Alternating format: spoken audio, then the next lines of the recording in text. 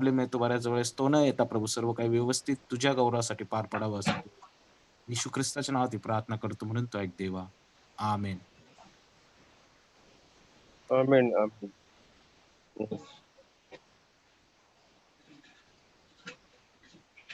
आपल्यामध्ये बंधू pastor Emmanuel आहेत. मी त्यांना विनंती करतो ते 2 तिमोथी अध्याय 2 आणि वचन 8, 9 आणि 10 वाचतील आणि पुढे मग पास्टर काळे आहेत आपल्यामध्ये, ते आपल्याला वचनातून मार्गदर्शन करतील. शास्त्रभाग पुन्हा एकदा ब्रदर मला सांगितलं तर बरं होईल. 2 तिमोथी 2 तिमोथी अध्याय 2 आणि वचन 8, 9 आणि 10. 8 ते 10. 8 ते 10. येस. या ठिकाणी आपण आपलं पवित्र शास्त्र ज्या ठिकाणी आपण उपस्थित आहोत त्याचं तिमोथ्याला 2 पत्र या ठिकाणी आणि 2रा अध्याय आणि त्यामधील 8, 9 आणि 10 ही वचनं वाचण्याकडे आपण वळूया. मी या ठिकाणी मराठीमध्ये वाचत आहे तिमोथ्याला 2 पत्र 2रा अध्याय 8 ते 10 वचनं. माझ्या सुवार्तेप्रमाणे मेलेल्यातून उठवलेल्या दाविदाच्या संतानातील येशू ख्रिस्त याची आठवण ठेव. या सुवार्तेमुळं मी दुष्कर्म करणाऱ्यांसारखा बेड्यांच्या देखील दुःख सोसत आहे, तरी देवाच्या वचनाला बेडी पडलेली नाही. वचन 10. यामुळे निवडलेल्या लोकांनाही ख्रिस्त येशूमध्ये तारण युगानुयुग गौरव प्राप्त व्हावे म्हणून मी त्यांच्याकरिता सर्व काही धीराने सोसितो. वाचलेली वचन परमेश्वर आशीर्वादित करू. Thank you Emmanuel. Thank you brother Revnath आणि त्याचबरोबर pastor Mangesh. Thank you very much. देवाच्या वचनाची सेवा करण्याची ही संधी तुम्ही मला दिली आणि आपल्या सर्वांना प्रभू येशू ख्रिस्ताच्या नावात सलाम. आवाज येतोय का माझा? येस ब्रदर, येतोय. ओके ओके, ठीक आहे. तर S3 मध्ये आपल्या सर्वांचं पुन्हा एकदा स्वागत आणि सर्वांना सलाम. देवाचं वचन सांगण्याचं सौख्य मिळाल्याबद्दल सर्वांचे आभार. आणि आपल्या समोर जो शास्त्रभाग आहे तो 2 तिमोथी याचा 2रा अध्याय 8 ते 10 ही वचने. आणि आपल्याला ठाऊक आहे की पावलाने हे पत्र तिमोथ्याला कशासाठी लिहिलेलं होतं आणि ते ह्यासाठी की तिमोथ्याला त्या ठिकाणी उत्तेजन प्राप्त व्हावं, प्रभूच्या सेवा कार्यामध्ये त्याला प्रोत्साहन प्राप्त व्हावं. आपल्याला ठाऊक आहे पहिले तिमोथ्याचं आकलन करत असताना आपल्याला कळून येईल की त्या ठिकाणी तिमोथ्याची परिस्थिती काय होती, त्या ठिकाणी तो करत आणि मग थोडस पाठिंबा जाऊन पहिल्यापासून जर तुम्ही पाहाल तर आपल्याला कळून येईल की सुरुवातीपासून पाऊल तिमोथ्याला ख्रिस्ती सेवा कार्य करणारा कसा असावा याची अनेक उदाहरणं देत आहे. त्यामध्ये तो शिपायाचं उदाहरण देत आहे. नंतर वचन 3 मध्ये नंतर मल्लयुद्ध करणारा, इंग्रजीमध्ये मला वाटते बॉक्सिंग किंवा मुष्टियुद्ध करणारा, अशा प्रकारे तो ख्रिस्ती सेवा कार्य करणारा मनुष्य त्याला तो संबोधत आहे. आणि नंतर 3ऱ्या 5व्या वचनामध्ये आपण ते पाहू शकतो. नंतर 6व्या वचनामध्ये श्रम करणारा शेतकरी आणि नंतर 8 ते 10 या वचनांमध्ये पाऊल तिमोथ्याला प्रभू येशू ख्रिस्ताचं उदाहरण देत आहे. ही एक अत्यंत महत्वाची गोष्ट आहे प्रियानो. एक उदाहरण देऊन मी आपल्याला या ठिकाणी सुरुवात करतो. अनेक वर्षांपूर्वी मी जॉन पायपर यांचा Charles Spurgeon, by the way Charles Spurgeon हे कॅल्व्हिनिस्ट होते आणि चार्ल्स स्पर्जन यांच्या जीवनावरचा संदेश मी ऐकला होता आणि त्या संदेशामध्ये चार्ल्स स्पर्जन यांच्या जीवनामध्ये आलेल्या सर्व दुःखांचा संदर्भ ते देत होते. चार्ल्स स्पर्जन डिप्रेशन मध्ये ते गेलेले असताना संदेशाची सेवा ते पुढे चालू ठेवत हे ऐकून हृदय हेलावून गेल्याशिवाय राहणार नाही प्रियानो. जर तुम्हाला डिझायरिंग गॉड ह्याच्यामध्ये जर तुम्ही बायोग्राफिकल प्रीचिंग जर तुम्ही ऐकत असाल तर नक्की तुम्ही जरूर चार्ल्स स्पर्जन या देवाच्या सेवकावर जॉन पायपर यांनी दिलेला जो संदेश आहे तो नक्की ऐकावा. जवळपास 1-1.5 तासाचा आहे तो आणि अत्यंत उत्तेजनात्मक आहे आपल्यासाठी. आणि शेवटी जॉन पायपर त्या संदेशामध्ये असं म्हणतात की तुम्ही दुःख सहनामधून जात असताना कसे जगता हे तर महत्वाचे आहेच, परंतु त्यापेक्षा तुम्ही दुःख सहन करीत असताना कसं संदेश देता हे सुद्धा तितकंच महत्वाचं आहे. पुन्हा एकदा मी रिपीट करतो तुमच्यासाठी. दुःख सहनामधून जात असताना तुम्ही कसे जगता हे तर महत्वाचं आहेच, परंतु दुःख सहन करीत असताना तुम्ही देवाचा संदेश कसा देता हे त्याहूनही महत्वाचं आहे. आणि अगदी स्पष्टपणे चार्ल्स स्पर्जन देवाच्या वचनाची सेवा अगदी तीव्र दुःखातून जात असताना सुद्धा त्यांनी केलेली आहे. याचं कारण असं आहे की प्रभू येशू ख्रिस्त आणि त्याची सुवार्ता सदैव त्यांच्या समोर होती. हे आपण त्यांच्या जीवनातून लक्षामध्ये घेणं अत्यंत आवश्यक आहे प्रियानो. आणि हीच गोष्ट पौल तिमोथेला सुद्धा समजावून सांगत आहे. आणि आज या ठिकाणी मला जो संदेश तुमच्या समोर ठेवायचा तो हाच आहे. संकटाच्या काळामध्ये सुवार्ता. संकटाच्या काळामध्ये सुवार्ता. Okay. The gospel in the time of crisis. The gospel in the time of crisis. आणि सर्वात प्रथम त्या ठिकाणी 8व्या वचनामध्ये पौल आपल्याला सांगत आहे. पौल तिमोथेला सुवार्तेची आठवण करून देत आहे. Okay. Paul is reminding Timothy about the gospel. He is bringing into his remembrance the gospel. ठीक आहे. आणि म्हणून पहिला मुद्दा आहे सुवार्तेची आठवण. आणि दुसरा मुद्दा आहे जो 9व्या वचनामध्ये आपल्याला आढळतो तो म्हणजे सुवार्तेवरील प्रेम. वचन 9. आणि त्याच वचनामध्ये तिसरा मुद्दा आपल्याला पाहावयास मिळेल तो म्हणजे सुवार्तेचे सामर्थ्य व त्यामधील पावलाचा विश्वास. वचन 9.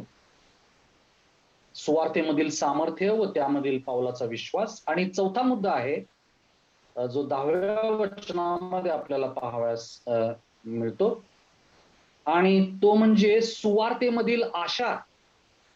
सुवार्तेमधील आशा. आणि त्याच वचनामध्ये आपल्याला 5वा मुद्दा पाहावयास मिळतो आणि तो म्हणजे सुवार्तेपासून फलप्राप्तीसाठी दुःख सहन. सुवार्तेपासून फलप्राप्तीसाठी दुःख सहन. मी तुम्हाला वचन देत नाही की मी 5च्या 5 मुद्दे संपवेन, परंतु मी संपवण्याचा प्रयत्न करेन. या ठिकाणी पहिल्या मुद्द्याकडे आपण जाऊया. सुवार्तेची आठवण जो आपल्याला 8व्या वचनामध्ये पाहाव्यास मिळतो प्रियानो. तर वचन 8 मध्ये पौल तिमोथेला देत असलेलं उत्तेजन त्या ठिकाणी तो चालू ठेवत आहे. त्याच्या अगोदर त्यांना मला वाटते 2ऱ्या वचनापासूनच तिसऱ्या वचनापासूनच अनेक उदाहरणं त्या ठिकाणी त्याला तो देत आहे. आणि त्या उदाहरणांच्या द्वारे पौल त्या तिमोथेला उत्तेजन देत आहे. आणि हे त्याचं जे काही शिक्षण आहे ते तो चालू ठेवत आहे. आणि त्यामध्ये दुःख सहन करत असताना त्यानं काय करावं याचं शिक्षण तो त्याला देत आहे. दुःख सहन करत असताना त्यानं काय करावं याचं शिक्षण पौल तिमोथेला देत आहे.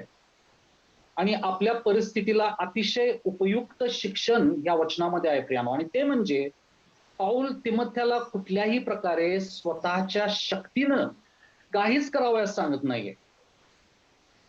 उलट तो त्याला सुवार्तेची आठवण करून देत आहे. तो त्याला सांगत आहे की तू सुवार्तेची आठवण कर. सुवार्तेची आठवण कर. तू सुवार्तेकडे पहा. प्रश्न असा पडतो की त्या सुवार्तेमध्ये असं नेमकं आहे वेळेस आपण करायला हवी, किंवा सुवार्तेमध्ये असं नेमकं आहे तरी काय की ज्या सुवार्तेची आठवण आपण संकटाच्या काळामधून जात असताना करावी. कारण वचन 8 मध्ये पाऊल येशूच्या देवत्वाचा उल्लेख त्या ठिकाणी करत आहे. ठीक आहे. ज्या अर्थी पाऊल या ठिकाणी येशू ख्रिस्ताच्या पुनरुत्थानाबद्दल सांगत आहे. ठीक आहे. माझ्या सुवार्तेप्रमाणे मेलेल्यातून उठविलेला येशू ख्रिस्त याची आठवण ठेव. मेलेल्यातून उठविलेला येशू ख्रिस्त हे काय सिद्ध करतो आपल्यासाठी? मेलेल्यातून उठविलेला येशू ख्रिस्त हा आपल्यासाठी येशू ख्रिस्ताचं देवत्व सिद्ध करणारं सत्य आहे. त्याचबरोबर पाऊल तिमोथ्याला येशू ख्रिस्ताच्या मनुष्यत्वाबद्दल देखील सांगत आहे. याचं कारण त्या ठिकाणी पाऊल याचा सुद्धा उल्लेख करत आहे की येशू ख्रिस्त हा दाविदाच्या संतानातील, म्हणजे दिस इज जीसस ह्युमन लिनिएज, म्हणजे मनुष्याच्या संतानातील, दाविदाच्या संतानातील हा जो उल्लेख आहे तो उल्लेख आपल्याला येशू ख्रिस्ताच्या मनुष्यत्वाबद्दल आठवण करून देतो प्रियानो. आणि शब्द येशूच्या मनुष्यत्वाबद्दल पुनरुत्थानाद्वारे मनुष्याला सार्वकालिक जीवनाची आशा प्राप्त होते. म्हणूनच येशूचं देवत्व आपल्या सार्वकालिक जीवनासाठी आवश्यक आहे.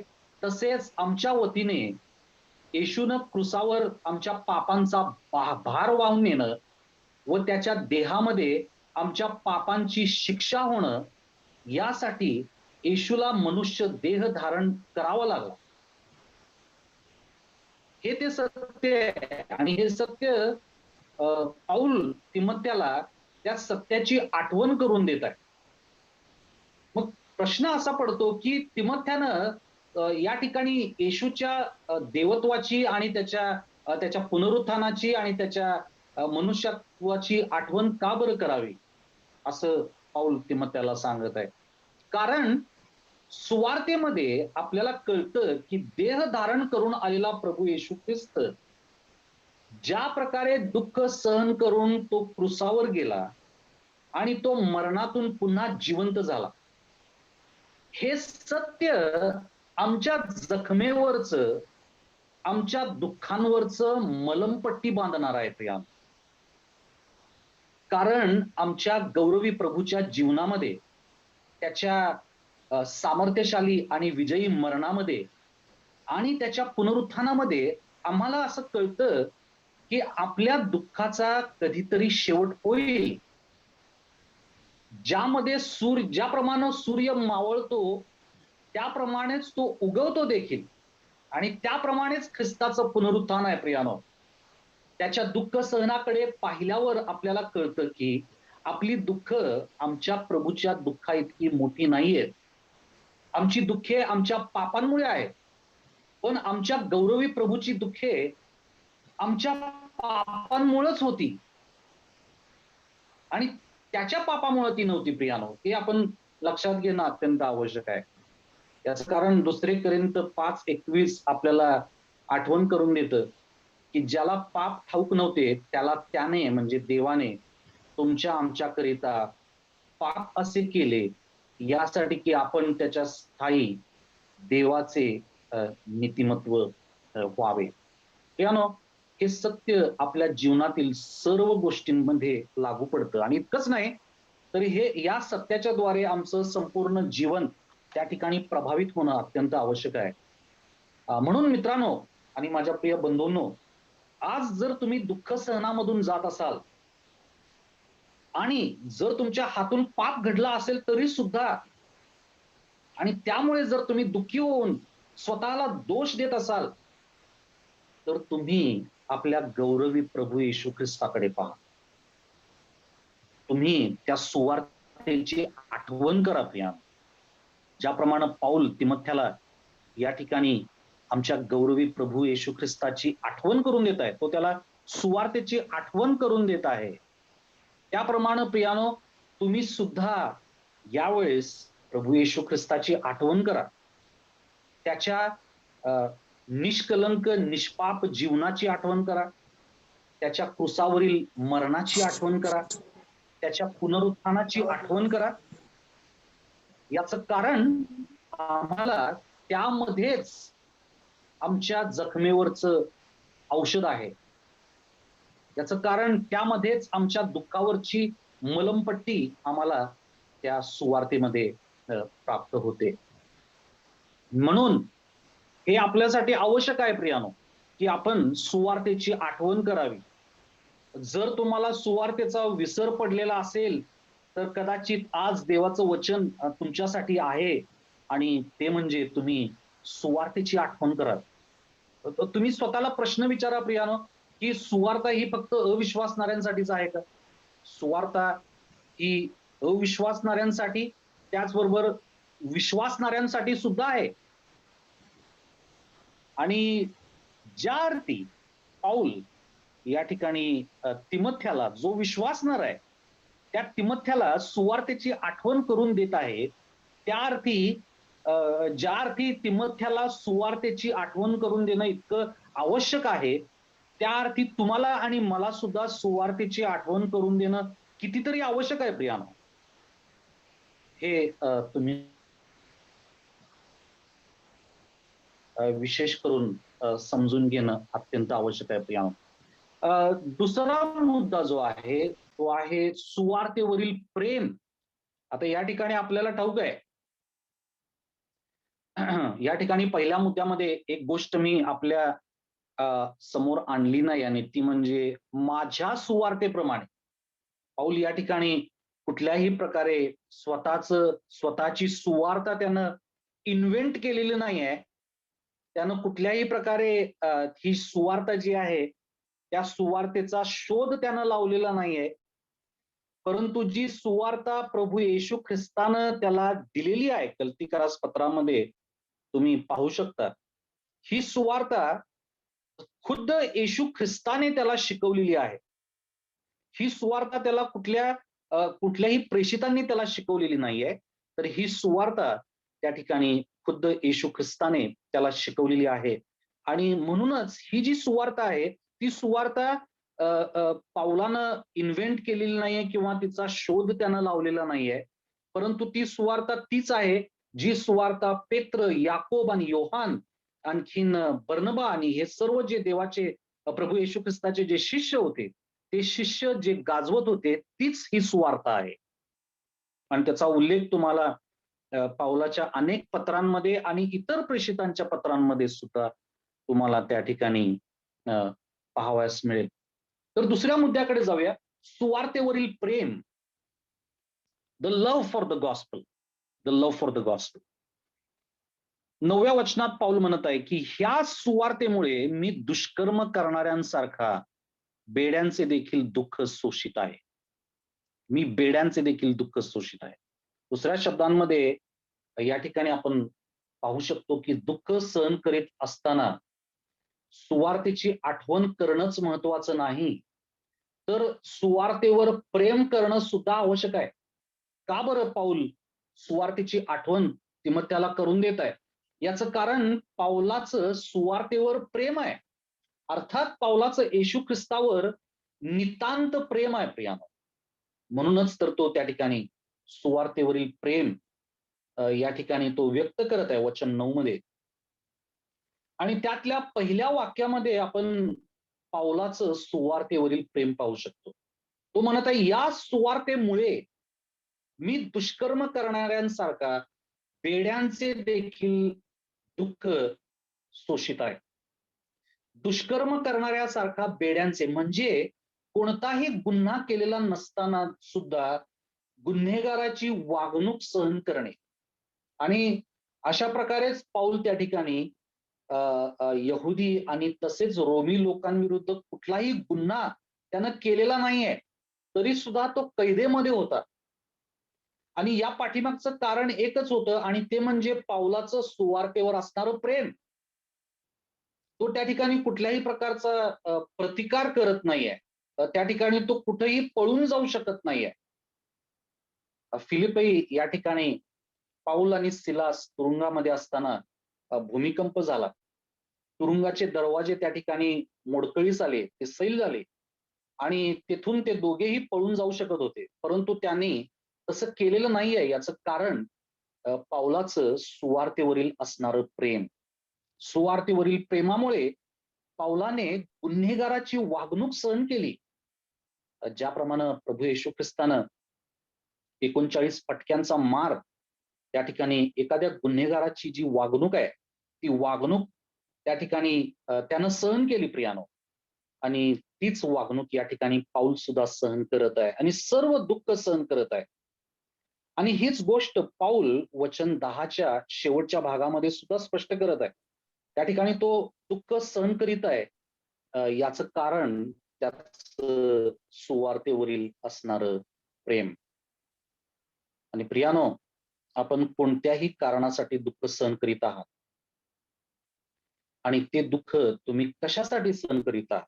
तुमच्या सुवार्तेवरील प्रेमामुळे किंवा आणखी कशासाठी सहन करीत आहात याचं परीक्षण करणं अत्यंत आवश्यक आहे. कारण जेव्हा आपण दुःख सहन करीत असतो त्यावेळेस आपली जी काही रिॲक्शन असते, आपलं जो काही कॉरस्पॉन्डिंग रिॲक्शन जी असते ती अत्यंत महत्वाची आहे.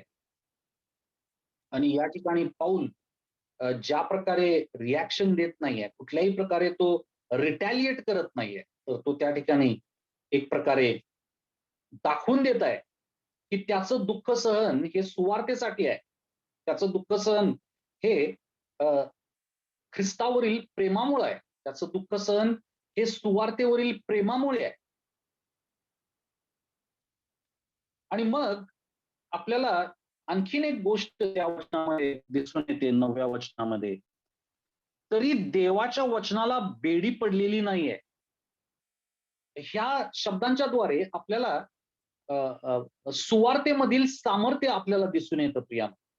The power of the gospel.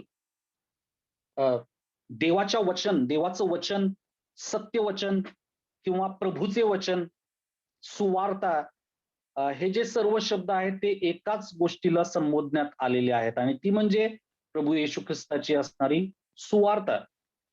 यासाठी आपल्याला जर पुष्टी हवी असेल तर रोमकरास पत्र 1 अध्याय 16 आणि 17 या वचनांमध्ये आपण त्याचा उल्लेख आपल्याला पाहावयास मिळतो. तरी देवाच्या वचनाला बेडी पडलेली नाही. या शब्दांमध्ये जे काही पाऊल मांडत आहे ते आपल्याकरिता अत्यंत नम्र करणार आहे पियानो. याचं कारण सरतेशेवटी तुम्ही आणि मी कोणाचंच तारण करू शकत नाही. आणि हीच गोष्ट पावलाला ठाऊक आहे आणि ही गोष्ट तिमोथेला ठाऊक व्हावी ही या ठिकाणी पावलाची इच्छा आपल्याला अत्यंत स्पष्टपणे दिसून येते. तुम्ही आणि मी कुठल्याही मनुष्याचं तारण करू शकत नाही आणि हे सत्य आपल्यासाठी अत्यंत नम्र करणार आहे. प्रियजनो, येशू ख्रिस्तानंतर जर सर्वात प्रभावी व्यक्ती कोण असेल तर तो आहे प्रेषित पाऊल.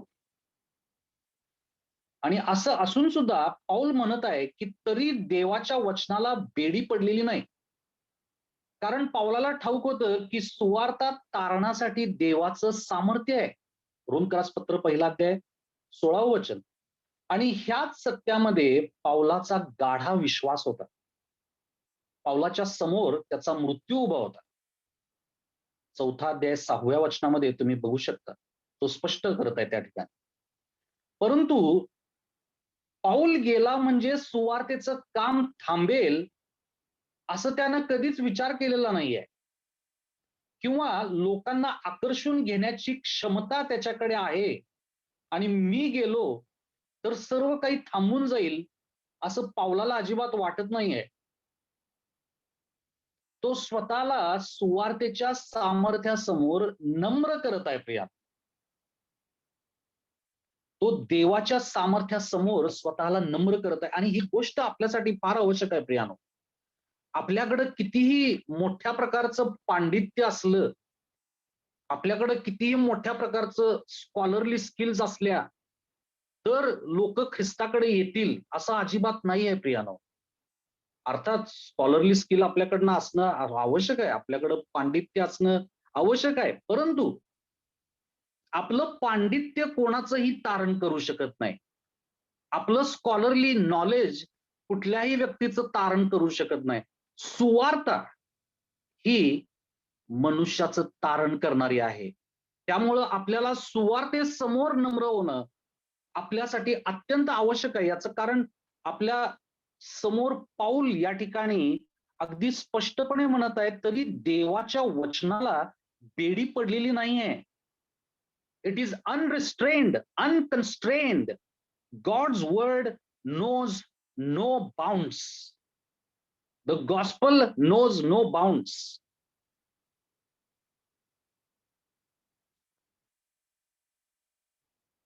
प्रियजनो, आपण देखील या वचनासमोर नम्र होणं अत्यंत आवश्यक आहे. ज्याप्रमाणे पाऊल त्या ठिकाणी सुवार्तेसमोर नम्र झालेला आहे, त्याप्रमाणेच तुम्हाला आणि मला सुद्धा आपल्यामध्ये कुठल्याही कला कुसरी असतील प्रियानो, जर आपण आपली सुवार्ता आपल्या कलाकुसरीच्या सभोवती जर मांडत असलो, तर आपण सुवार्तेचा जो उद्देश आहे तो उद्देश त्या ठिकाणी मारून टाकतो. we defeat the power of the gospel when we make the presentation of the gospel itself the gospel. परंतु आपण ही गोष्ट अत्यंत आवश्यकतेने लक्षात घेणं आवश्यक आहे की आम्ही कितीही अशक्त असलो, असं नाही आहे की आपण देवाच्या वचनामध्ये प्रभुत्व मिळवू नये. अर्थातच आपण प्रभूच्या वचनामध्ये स्वतःला त्या ठिकाणी संपृक्त करून घेणं अत्यंत आवश्यक आहे, फारच महत्वाचं आहे प्रियानो. परंतु आपल्या देवाच्या वचनाच्या ज्ञानामुळे नव्हे, तर देवाच्या वचनामुळे मनुष्याचं तारण होतं. रोमकरासपत्र 10 अध्याय 17 वचन. नंतर 10व्या वचनामध्ये पाऊल तिमोथेसमोर सुवार्तेमधील आशा ठेवत आहे. The hope in the gospel. The hope in the gospel. या वचनामध्ये पाऊलाच्या दुःख सहनाचा उद्देश आपल्याला पाहावयास मिळतो.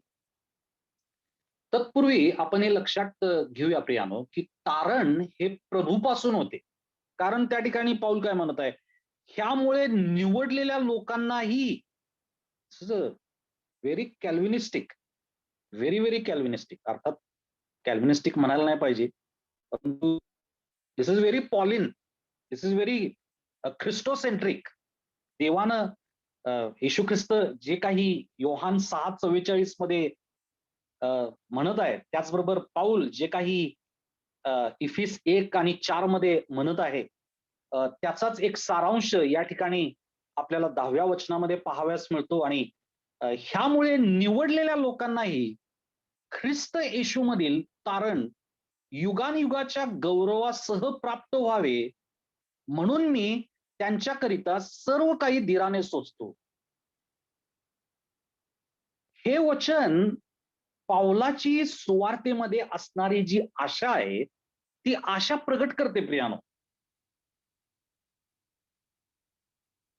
त्यामुळे ज्यांना तो हे तारण देणार आहे, देव ज्यांना ते हे तारण देणार आहे, ते त्याने अगोदरपासूनच योजून ठेवलेलं आहे.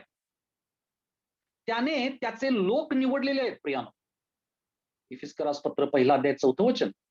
तसेच देवाचे सामर्थ्यशाली सार्वभौमत्व जे आहे हे सुद्धा ह्या वचनामधून आपल्याला अगदी स्पष्टपणे दिसते आणि ते वगळून चालणार नाही प्रियानो.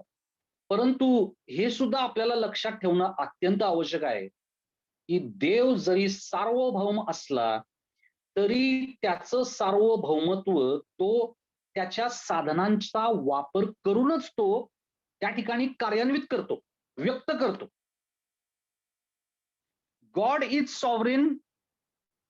His sovereignty is powerful.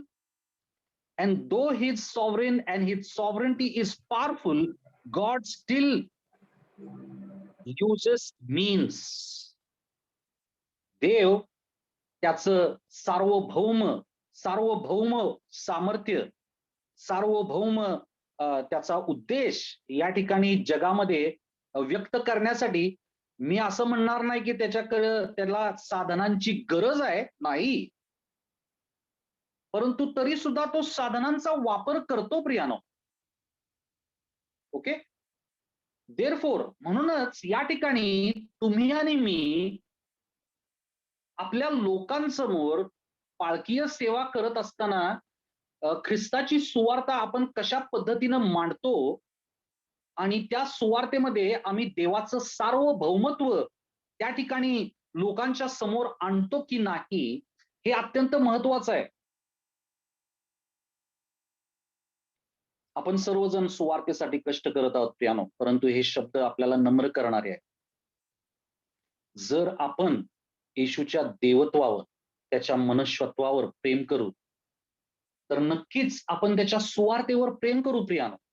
त्याच्या सुवार्तेवर जर आम्ही प्रेम करू, तर आपण त्याच्या सुवार्तेची आठवण करू आणि त्या सुवार्तेमध्ये असणारं जे सामर्थ्य आहे त्याच्यामध्ये आम्ही विश्वास ठेवू प्रियानो, आणि त्या सुवार्तेमध्ये आम्ही आशा धरू.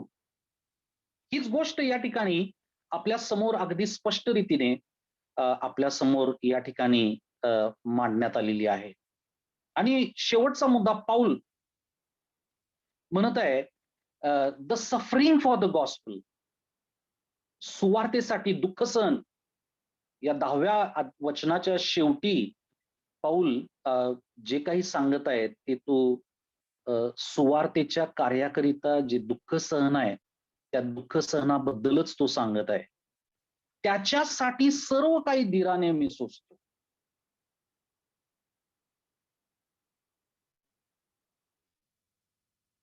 ह्यामुळे निवडलेल्या लोकांनाही ख्रिस्त येशूमधील तारण युगानयुगाच्या गौरवासह प्राप्त व्हावे म्हणून मी त्यांच्यासाठी सर्व काही धीराने सोसतो. थोडक्यात आपण पाहू शकतो की या ठिकाणी आपल्याला पाऊल येशू ख्रिस्ताचं उदाहरण आपल्या समोर ठेवत आहे. ज्याप्रमाणे येशू ख्रिस्ताने लोकांच्या तारणासाठी दुःख सहन केलं, त्याप्रमाणेच पाऊल सुद्धा येशू ख्रिस्ताच्या उदाहरणांवर चालत आहे. येशू ख्रिस्ताच्या उदाहरणावर तो चालत आहे.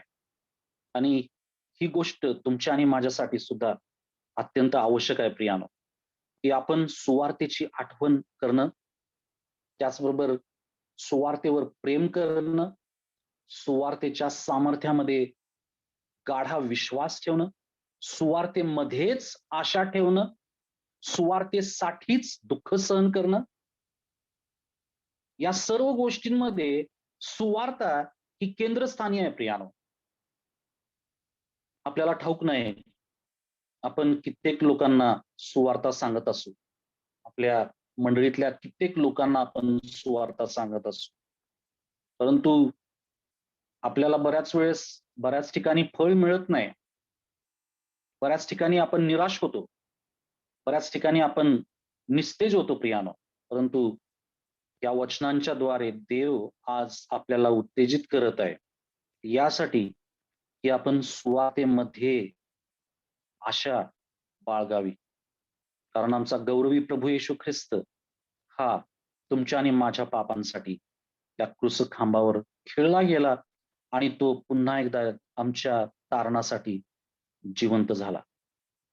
देवबाप करो आणि तुम्हाला या वचनाच्या द्वारे आशीर्वाद प्राप्त हो. आमेन. Amen, amen. Thank you very much, Pastor Kaushal, for the exposition. सुंदरसा उलगडा ह्या 2 वचनांवर तुम्ही दिलेला आहे आणि अत्यंत उत्तम रीतीने तुम्ही देवाचं वचन सादर केलेलं आहे आमच्यापर्यंत. त्याचा अर्थ आम्हाला सांगितलेला आहे. तर प्रभूमध्ये आम्ही सर्वजण तुमचे आभारी आहोत. ही वेळ प्रश्नांची आहे. तुमचे काही प्रश्न जर असतील तर तुम्ही कृपया करून विचारू शकता. तुम्ही आपले मोबाईल अनम्यूट करून त्या आजच्या संदर्भावर तुमचे काही प्रश्न जर असतील तर तुम्ही विचारू शकता.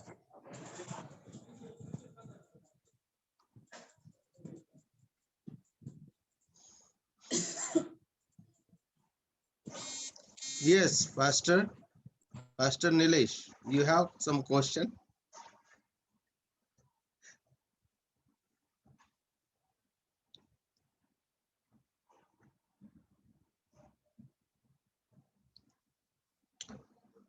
पास्टर कौशल, माझ्याजवळ एक Yes, प्रश्न आहे. येस, हा. आणि तो प्रश्न असा आहे, वचन 10 वरून आहे. यामुळे निवडलेल्या लोकांनाही ख्रिस्त येशू मधील तारण युगानुयुगाच्या गौरवासह प्राप्त व्हावे, म्हणून मी त्यांच्याकरिता सर्व काही धीराने सोसतो. तर इथे Right. निवडीबद्दल, येस, निवडीबद्दल जे आहे संबोधलेलं हो. आहे. तर अनेक लोकांचे प्रश्न असे असतात की जर देवाने निवडलेले आहेत, तर हा. मग सुवार्ता प्रसार करण्याची गरज काय आहे? तर यावर तुम्ही काय आम्हाला मार्गदर्शन करू शकता? जसं मी आताच आपल्या संदेशामध्ये सांगितलं की देव नक्कीच मनुष्याची निवड करतो. तो सार्वभौम आहे, परंतु त्याचं जे तारण आहे ते तारण लोकांपर्यंत घेऊन जाण्यासाठी देव साधनांचा वापर करतो.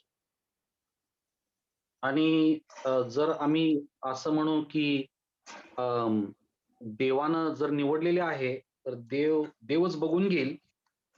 तर आपण त्या ठिकाणी देवाची आज्ञा पाळत नाही आहोत, आपण त्याची आज्ञाभंग करत आहोत.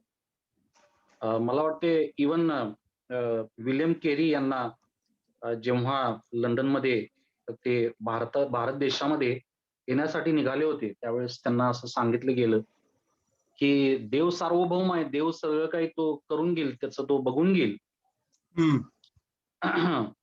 परंतु त्यावेळेस मला वाटते विल्यम केरी यांनी हेच उत्तर दिलं असणार आहे त्यांना, की देव हा सार्वभौम आहे, परंतु तो साधनांचा वापर करतो.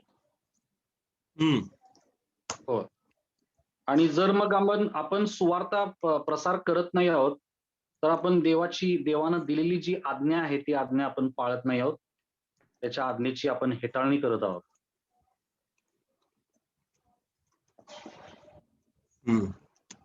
अगदी बरोबर आहे. तर सार्वभौमत्व, देवाचं सार्वभौमत्व आणि सुवार्ता प्रसार राईट. हे दोन्ही पण एका रेषेतच येतात, राईट? तर तुम्ही अत्यंत बरोबर म्हणजे सर. सुरेख उत्तर दिलेलं आहे की जो देव सार्वभौम आहे, त्यानेच हे साधन सुद्धा नियुक्त केलेलं आहे. तर हे साधन बरोबर. मानवी साधन नाही आहे. प्रार्थना सुद्धा देवाने सांगितलं म्हणून आपण करतो. सुवार्ता प्रसार त्या सार्वभौम देवाने सांगितलेला आहे म्हणून आपण करतो. तर हे ह्युमन इन्व्हेन्शन नाहीये. Evangelism is not a human invention. Yes. तर अगदी सहमत आहे तुमच्या उत्तराशी, की ज्या देवाने लोकांना जगाच्या स्थापनेपूर्वी निवडलेलं आहे, त्या लोकांपर्यंत सुवार्ता पोहोचवण्याचे जे सर्व साधनं देवाने नियुक्त केलेले आहेत, ते सुद्धा त्याचं श्रेय सुद्धा त्या प्रभूलाच आहे. होय. Amen. Amen brother. Yes, very right. Thank you brother. Yes.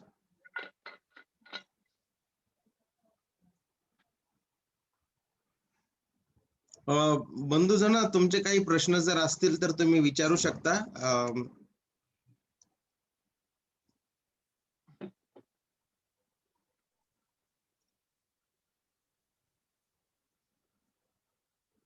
दुपारची वेळ जरा अवघड आहे मला वाटते.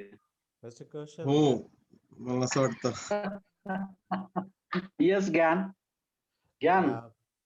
I think my Yes, question brother. will be regarding this. Brother, आवाज बहुत धीमा है.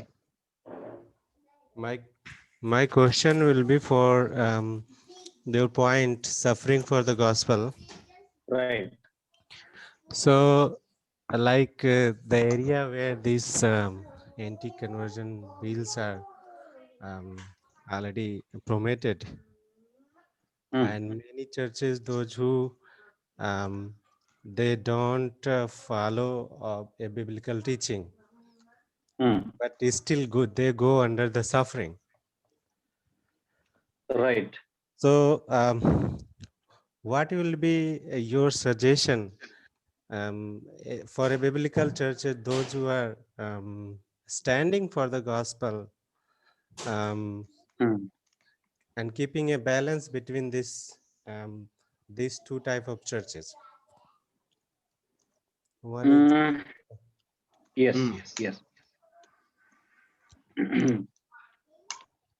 Well, I think we need to look at the proper perspective from the point of view of the people who are persecuting. They are looking at both these churches as equal, whether you are a biblical church or you are an unbiblical church.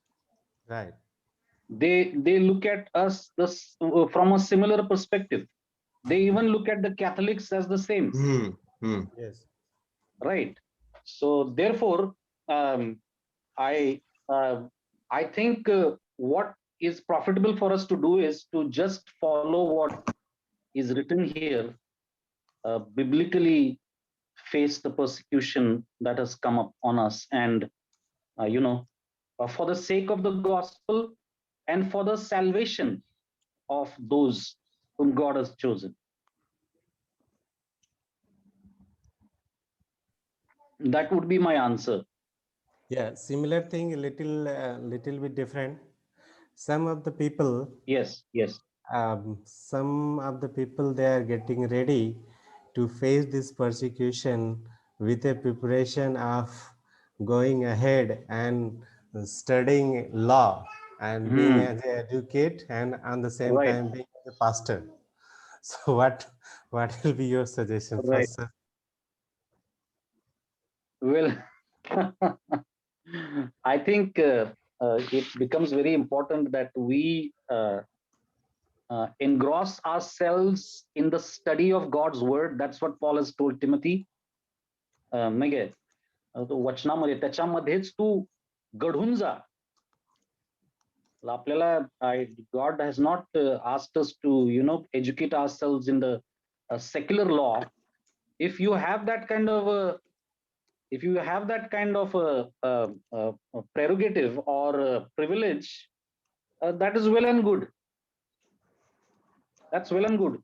If a particular person is studying the law, but if he's studying the law at the cost of his major responsibility to teach God's word to his flock, then I think it is not godly.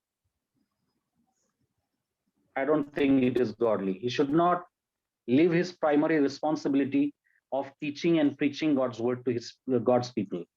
That's his primary call. And if he is not doing that, and then at the cost of that, he's studying the law of the land, then I think there is something wrong. He really needs to consider his calling.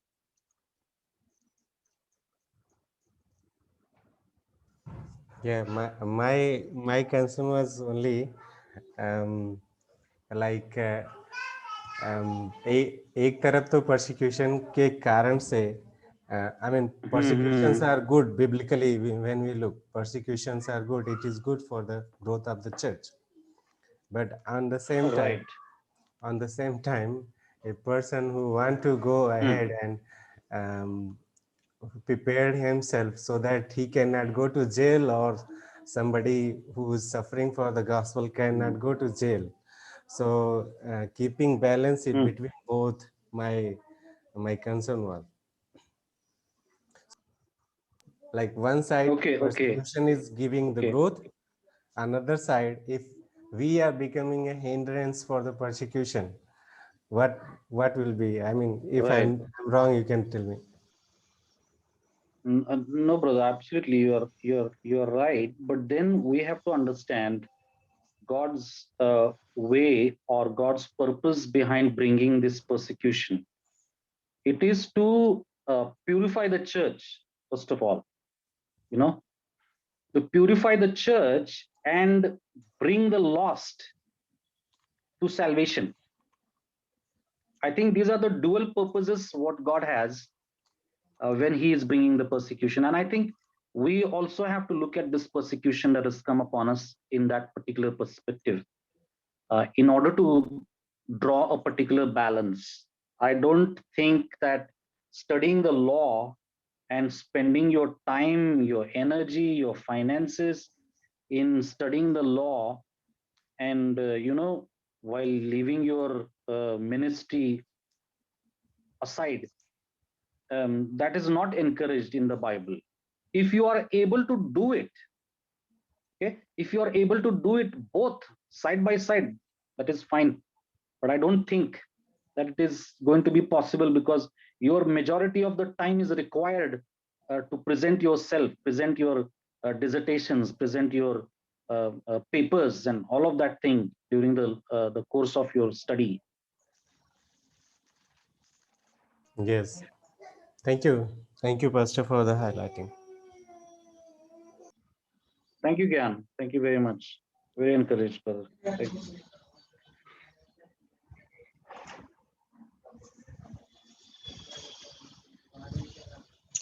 Thank you brother Kaushal तुमच्या परिश्रमासाठी आणि सुंदरशा Thank you. वचनाच्या उलगड्यासाठी. शकतो का? Yes असं रायराम, धन्यवाद brother. एक yes प्रश्न येस विचारू. येस ब्रदर प्रदीप तुम्ही बोलू शकता.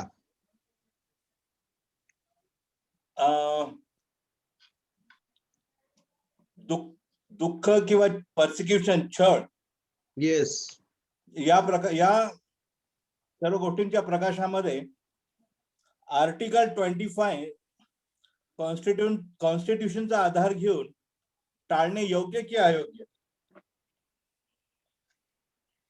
persecution. So can you please define Article 25? धर्म स्वातंत्र्य Freedom. जे आहे, Freedom. Okay. Right for faith, right for religion. Is that what Article 25 is about? Freedom of होय, religion, freedom of speech, I think. या freedom of Oh, religion, yeah. या Right. तर आपण ते टाळू शकतो का? तुमचा हा प्रश्न होता ना ब्रदर? हे योग्य की अयोग्य, त्याचा आधार घेणे, संविधानाचा आधार घेणे योग्य की अयोग्य, परसिक्युशन टाळण्यासाठी? Okay okay brother Kaushal, the question is for you. Hello. Yes. हा बोला. ओके. परसिक्युशन टाळणं योग्य की अयोग्य? म्हणजे ते आर्टिकल संविधानामध्ये आर्टिकल 25 जो आर्टिकल आहे तर त्याचा उपयोग करून काय आपण परसिक्युशन टाळू शकतो का? त्याचा आधार ख्रिस्ती व्यक्तीने घ्यावा का? होय. मला असं म्हणायचं आहे की what ever God has given you, जे काही देवानं तुमच्या आपल्यासाठी दिलेलं आहे, ठीक आहे, तर त्याचा वापर आपण करण्यामध्ये काहीच चुकीचं नाहीये. Okay. by using that article, if you are able to save many people's lives, it is good and fine. But if जर आपल्याला ठाऊक आहे आपल्यावर जे राज्य करणारं सरकार आहे, जे अजिबातच मागं हटायला तयार नाहीये, बरोबर, तर मांडायची आहे, तर आम्ही कशी मांडणार? हा सुद्धा त्यात एक प्रश्न निर्माण होतो.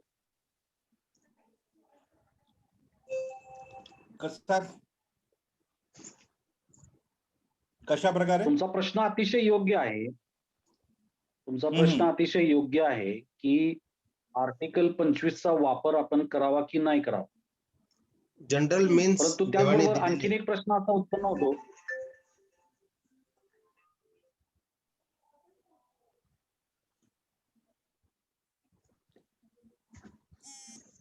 कंटिन्यू ब्रदर कौशल. हॅलो.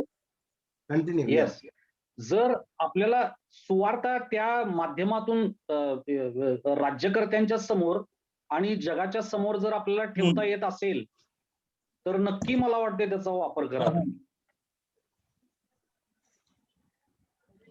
नाही करता येत असेल, नाही करण्यासाठीच ते आहे.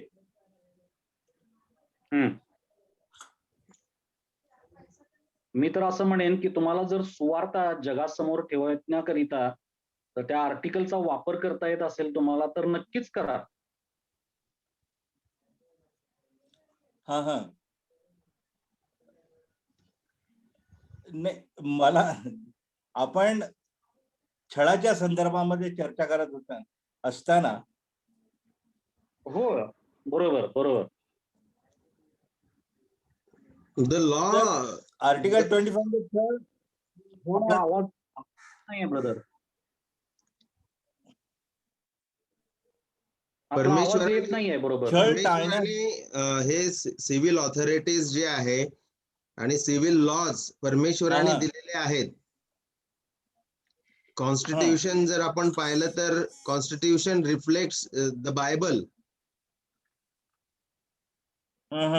तो इंडियन कॉन्स्टिट्यूशन आहे तो बरं पवित्र शास्त्राच्या आधारे लिहिण्यात आलेला आहे तो.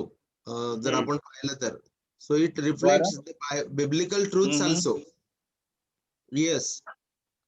ओके आणि जे सिव्हिल लॉज आहेत, सिव्हिल ऑथॉरिटीज, ते सुद्धा देवाने नेमलेले आहेत.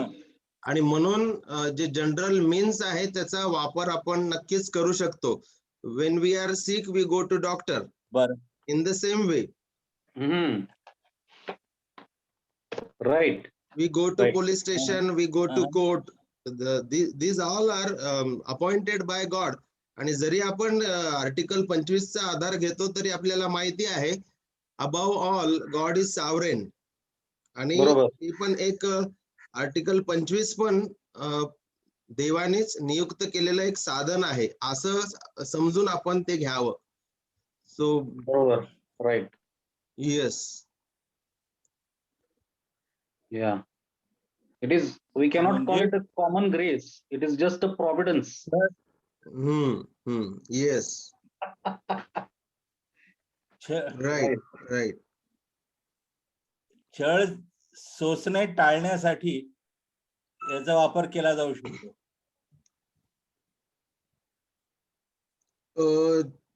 छळ जो आहे तो प्रश्न जो आहे, जर ख्रिस्ती लोकांना मंडळीला छळातून जावं लागत आहे आणि देवाने तो छळ नियुक्त केलेला आहे तर कोणीच त्या ठिकाणी आम्हाला वाचू शकत नाही. सगळ्यात पहिले हे सुद्धा आपल्याला समजणं गरजेचं आहे. जर आपण पहिल्या शतकातीलच जर आपण घटना जर पाहिल्या, पहिल्या शतकामधील घटना, प्रेषितांचं कृत्य जर आपण अभ्यासलं आणि मंडळीचा इतिहास, तर त्या ठिकाणी आपल्याला छळ जो आहे, मंडळीचा छळ हा इनएव्हिटेबल आहे. कारण की देवानी जे नियुक्त केलेलं आहे, आपल्याला पुन्हा एकदा उत्पत्ती 3 आणि 15 मध्ये जावं लागेल की तुझी संतती आणि तिची संतती याच्यामध्ये मी परस्पर वैर स्थापन केलेलं आहे. तर अंधाराची प्रजा आणि प्रकाशाची प्रजा यामध्ये नेहमीच संघर्ष चालू असणार आहे. देवाची संतती आणि सैतानाची संतती, अंधकार आणि प्रकाश यामध्ये शेवटपर्यंत संघर्ष राहणार आहे. False teachers, false prophets, anti Christian elements आणि मंडळी यांचा संघर्ष अगदी एदेन बागेपासून ख्रिस्त येऊस तर सुरू असणार आहे. तर काही जे आहेत, तुम्ही जसं म्हणत आहे की नक्कीच छळ होत असताना आम्हाला देवाने दिलेले जे सर्वसाधारण जे मीन्स आहेत, जे साधनं आहेत, त्याचा आम्ही वापर करू शकतो. पण छळ होऊ नाही अशातली पण बाब नाही. छळ होणार नाही असं पण आपण समजू शकणार नाही. कारण की छळ जे आहे, मंडळीचा छळ, हे सुद्धा देवाच्या योजनेचाच एक भाग आहे, हे आपण बघतो. आणि प्रगटीकरणाचं पुस्तक सुद्धा त्याची एक सुंदर साक्ष आहे की डोमिशियन राजाच्या अंतर्गत सुद्धा आपण बघतो की हजारो ख्रिस्ती लोक मारल्या गेले. पहिल्या शतकामध्ये निरोच्या अंतर्गत ख्रिस्ती लोक मारल्या गेले. आणि संपूर्ण मंडळीचा इतिहास जो आहे तो साक्षी आहे की खऱ्या मंडळीचा नेहमी छळ होणारच आहे. असं असून सुद्धा ज्या वेळेस छळ होतो त्यावेळेस आम्ही सर्वसाधारण जे साधनं देवाने दिलेले आहेत, जसे पोलीस आणि कोर्ट, नियम, सिव्हिल लॉ, त्या सर्वांचा आधार आपण घेतो. कारण की ते सुद्धा देवानेच नियुक्त केलेले आहे. पण त्या साधनांद्वारे जे आहे नेहमीच मंडळी छळापासून वाचल्या जाईल असं गृहीत धरता येत नाही. The true church, Christ church will always suffer. हे आपल्याला बायबल अगदी स्पष्ट रीतीने शिकवते. Right. Thank you brother Mangesh. Yes, आणि जरी असं आपल्याला वाटत आहे की the true church is losing the ground, पण it seems that the church is losing. पण प्रगटीकरणाचं पुस्तक जर आपण वाचलं तर आपल्याला कळतं की it is Christ who is victorious and his church is victorious. The people who died they are in front of the throne. ते देवाच्या सिंहासनासमोर आहे आणि ख्रिस्तासमोर आहे. हे आपल्याला प्रकटीकरणाचं पुस्तक अगदी स्पष्ट रीतीने दाखवितं. तर नक्कीच सर्वसाधारण आपण जे आपल्याला दिलेले साधन आहे त्यांचा वापर आपण करतो. Yes. Okay, thank you. Yes brother, thank you. आपल्यामध्ये बंधू इमानियल किस्टी आहेत. मी त्यांना विनंती करतो, बंधू तुम्ही प्रार्थना करा आणि आपण हे सेशन या ठिकाणी समाप्त करूया. हो पाळक सर, नक्की. येस. आपण प्रार्थना करूया. स्तुतीस पात्र आमच्या दयाघन परमेश्वर, धन्यवाद तुझ्या पवित्र नावाला, आभार मानतोय सुंदरशा वेळेबद्दल. होय प्रभू पवित्र बापा, आज आम्ही तुझ्या पवित्र वचनाचा अभ्यास करण्यासाठी जे सर्वजण जमलो होतो बापा, ऑनलाईन का नाव आहे ना परमेश्वरा, आमच्या नावासाठी एकत्र आलो, तुझा आभार मानतो. विनंती करतो परमेश्वरा, जे वचनातून ऐकलं, जे सर्व वक्ते प्रभू तुझ्या वचनातून बोलले, जे ज्ञान त्यांनी दिलं प्रभू राया, जो अभ्यास दिला परमेश्वरा, तो समजण्यासाठी, त्यावर मनन चिंतन करण्यासाठी आणि परमेश्वरा त्यानुसार अनुसरण करण्यासाठी आम्हाला सहाय्य पुरव. सर्वस्वी मान महिमा गौरव प्रभू येशू ख्रिस्ताच्या पवित्र नामाला मिळव. इथून पुढचा संपूर्ण वेळ तुझ्या हाती सोपवतो. येशू ख्रिस्त आमचा प्रभू, याच्याच द्वारे प्रार्थना विनंती केली म्हणून तो आहे. आमेन. आमेन. आमेन बंधू. Amen. Amen. Thank you very much everybody. Thank you Gyan. Thank you Mangesh. Thank you, Pastor.